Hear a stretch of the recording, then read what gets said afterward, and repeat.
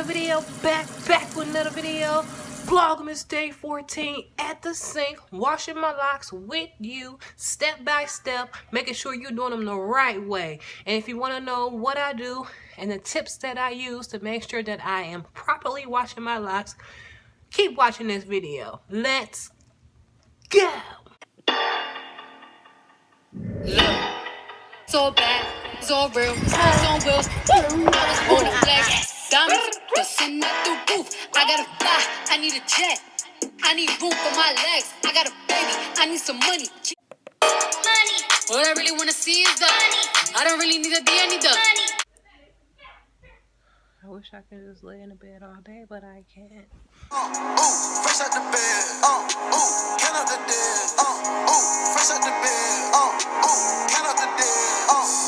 Fresh out the bed. Alright, so first step is to braid and band. Leave the roots very loose so you can get in good with your shampoo. Secure the ends with barrettes, rubber bands, or hair scrunchies. I use both, but barrettes are my favorite. I use this spray bottle to get the shampoo on my scalp. I mix it 50% water, 50% shampoo. The shampoo is very watery and runny, so this helps me use it and not waste it. I spray the shampoo solution on. I let it soak on my scalp for about 15 minutes, and then I rinse. Then I do my regular full-on shampoo without the spray bottle the second time, and then I rinse again.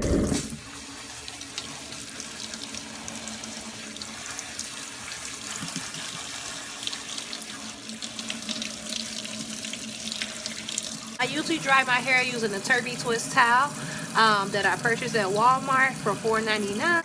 I'm going to use a clean cotton t-shirt.